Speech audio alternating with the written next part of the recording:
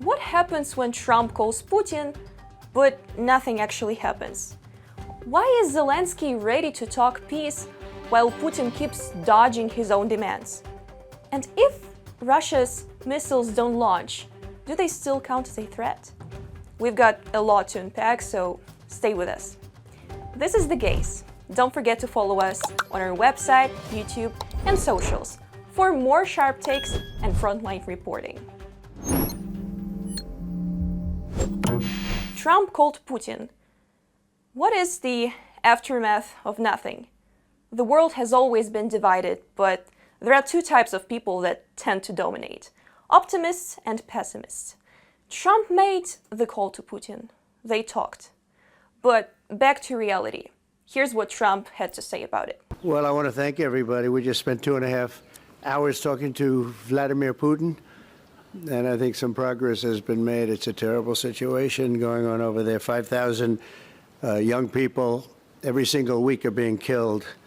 So hopefully we did something. We also spoke to the heads of most of the European nations, and we're trying to get that whole thing wrapped up. Well, seems like President Trump is keeping things close to the chest. Maybe it's all top secret. Who knows? This is what I told you. What President Trump told me. I understand that they discussed it with Putin, with the Russian side, that in a bilateral format there can be an appropriate memorandum, which can then lead to a roadmap that in its place leads to the end of the war, that is, to a peace agreement. A memorandum that will be supported by all or both countries, in which there is a ceasefire. No one wants peace more than Ukraine. We didn't start this war, and we're ready to talk, ready for any memorandum. But let's talk about this. Putin said he wanted to meet Zelenskyy in person. But when Zelenskyy accepted that challenge, Putin hid behind Trump. So let's see what the memorandum and roadmap bring. Because the waiting game continues, and it's Putin who's always missing in action. Donald Trump has stated he's ready to walk away from the ongoing Ukraine-Russia peace talks if there's no meaningful progress.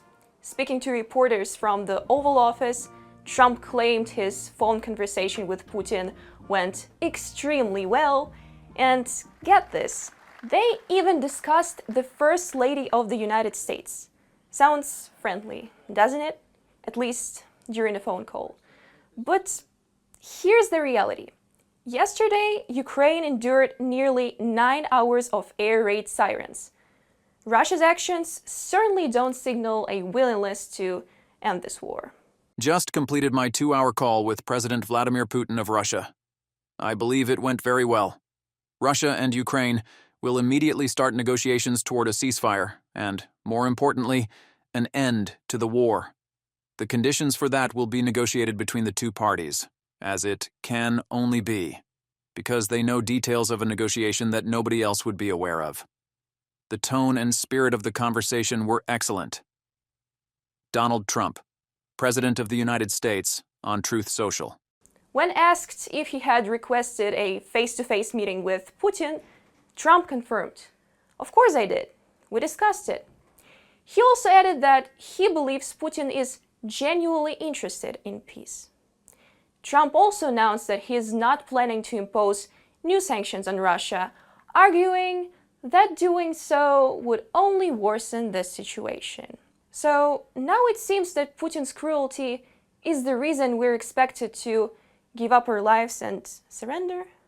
Ukraine's President Volodymyr Zelenskyy has firmly rejected Russian dictator Vladimir Putin's demand for Ukraine to withdraw troops from the 4 partially occupied regions. Zelenskyy called it a clear sign that Russia doesn't want peace. "It's our land. We will not withdraw from our territory. If they demand something they know we'll never accept, it means they don't want peace," Zelenskyy said during a press conference in Kyiv on May 19th. We're all used to Trump's signature move. Promise something bold, then walk it back immediately. Putin seems to follow a similar script. 1 minute he's calling for peace, The next he's starring in his own movie bragging about Russia's infinite resources and inevitable victory. And then on May 19th, Russia decides to launch the RS-24 Yars intercontinental ballistic missile. Decided, but didn't manage to. Or maybe just chickened out? Who knows? Ukrainian intelligence had warned the day before. A launch might be coming. Part of Russia's regular psychological games aimed at intimidating Ukraine, NATO, and the EU. The launch was expected from the Sverdlovsk region, where the 433rd Missile Regiment is based. Not a typical launch site. Usually, Yars missiles are tested at Plesetsk Cosmodrome. But as Defense Express reported, no one saw a launch. Not in the Urals, not in Siberia, not in the Far East, and certainly not on TikTok, which, let's be honest, it's rare for Russia. So, what happened? Well, nothing. According to Defense Express, the launch didn't happen, and it wouldn't be the first time, because in 2023, Yars missiles failed to hit their targets twice. And that infamous Oreshnik missile, all bark, no blast. The only thing Russian missiles consistently hit these days is the wall of international embarrassment.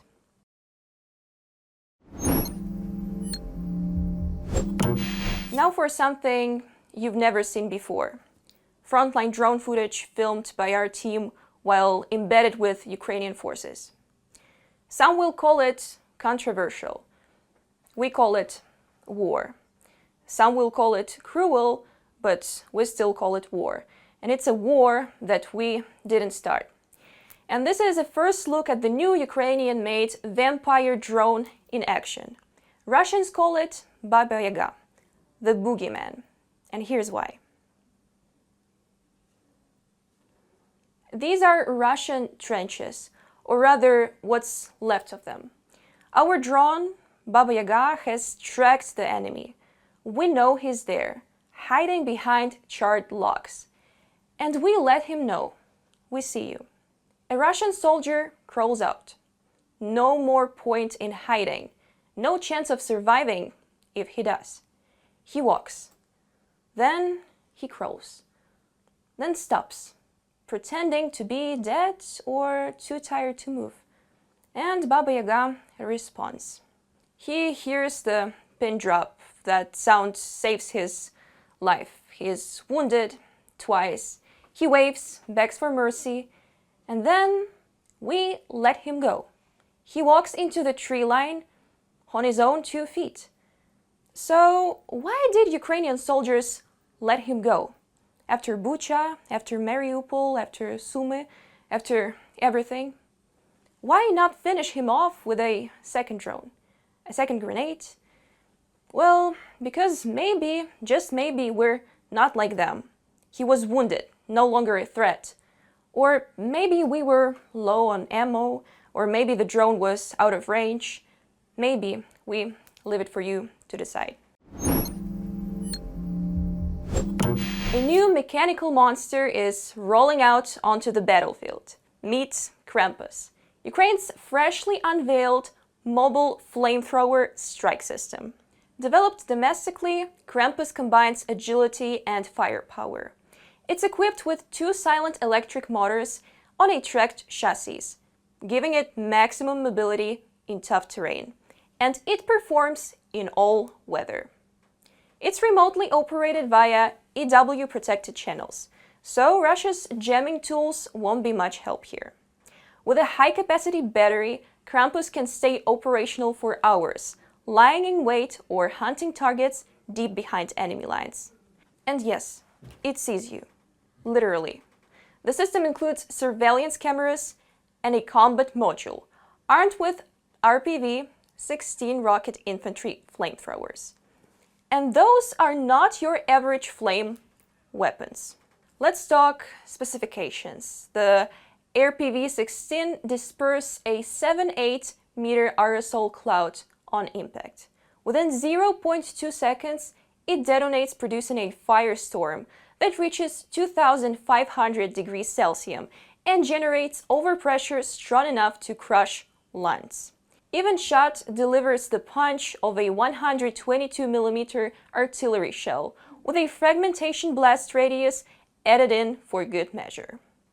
Perfect for clearing enemy trenches, fortifications, and light armor, and for sending a clear message.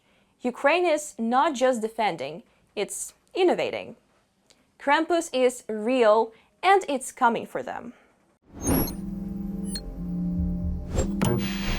Finland is taking a bold step, using frozen Russian assets to fund ammunition deliveries to Ukraine. The announcement came on Monday, May 19th, from the Finnish Ministry of Defense. Finland has made an agreement with the European Commission to supply Ukraine with heavy ammunition. The ammunition will be procured from Finnish suppliers, and the procurement will be funded with proceeds from frozen Russian assets, which will be channeled through the European Peace Facility, EPF. The agreement is valued at 90 million euros. From the Finnish Ministry of Defense publication, Finland's Minister of Defense, Antti Häkkänen, stated that this decision is strategic on all levels. Finland's support for Ukraine is unwavering and strong, even in other respects. This new package, alongside our national 660 million euros support program, will forge closer links between the Finnish industry and Finland's support for Ukraine. This is a great example of the Finnish defense industry's abilities, and it shows that our investments into ammunition production capacity are paying off. Antti Häkkänen, Minister of Defense of Finland. The exact contents, methods, and timing of the transfer remain classified for now. Operational security first. But Zelensky's message is clear. This won't be the last move. Finland joins the growing number of countries providing that frozen Kremlin billions can serve a better cause, defending freedom. And speaking of disagreements, Hungary once again sees its citizens take to the streets, protesting Viktor Orban's divisive policies. That story is coming up next in our colleagues' report. Thousands gathered in central Budapest to protest. Hungarians rallied in front of the parliament building. The reason for the demonstration was a new draft law introduced by the ruling Fidesz party, led by Prime Minister Viktor Orban. The proposed legislation would place restrictions on foreign funding of non-profit organizations and independent media. Orban's initiative is being widely compared to Russia's Foreign Agents Law, a tool used by dictator Vladimir Putin to silence dissent. At the same time, many Hungarians see this bill as a sign of the government's growing fear and vulnerability. That's why they say they'll continue to take to the streets. It feels like they're acting out of desperation, and I don't think that's a good sign. Their desperation could actually give us hope if it weren't for the fact that they're a political cult clinging to power at any cost. That's the most dangerous situation. When such a ruthless political force is cornered, it's obvious they have no intention of giving up power,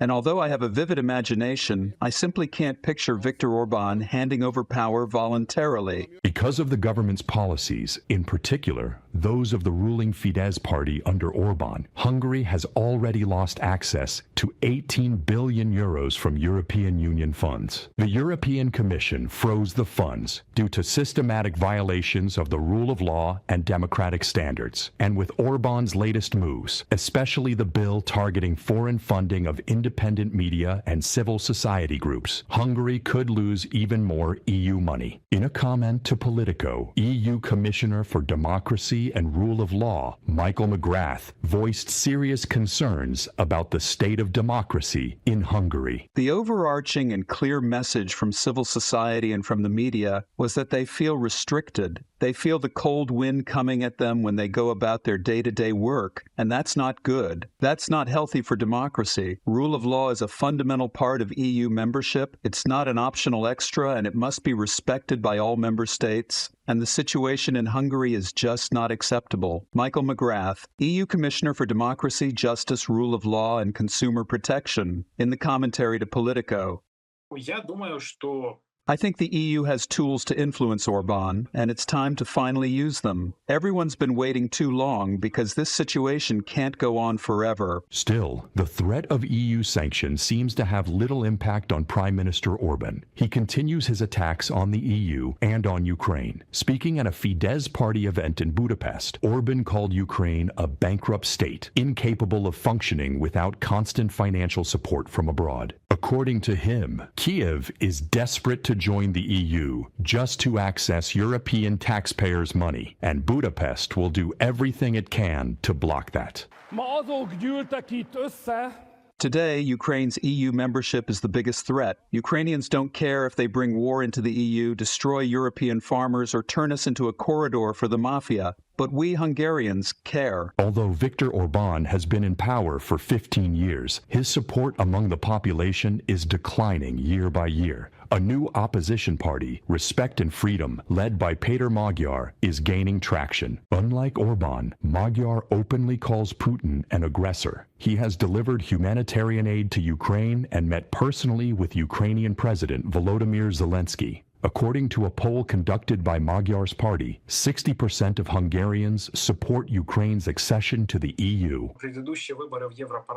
The last European Parliament elections were the worst in years for Orban's party. Hungary's electoral landscape is shifting, and parliamentary elections are approaching, possibly even early ones. So it's entirely possible the political situation in Hungary could change. Things aren't as hopeless as they might seem. Hungary's parliamentary elections are scheduled for April 2026. The ruling party appears increasingly anxious about the potential outcome. According to Reuters, a representative of Prime Minister Orban's office approached the administration of U.S. President Donald Trump, requesting compromising information to use against the opposition. However, Reuters notes that Washington declined to assist. Reported by Nikita Skoblikov, UATV News. So today we saw Trump dial up Putin and walk away with vague promises. We heard Zelenskyy stand firm. Ukraine won't trade land for silence. We tracked Russia's failed missile games and showed you frontline drone footage like never before. Plus, Ukraine rolls out the flamethrower Krampus, and Finland turns frozen Russian money into real battlefield help. Drop your thoughts in the comments. Stay with us for more frontline truth, and remember, dictators fall when they lose control of the story, and we're here to tell it. This was The Case. Stay tuned for more.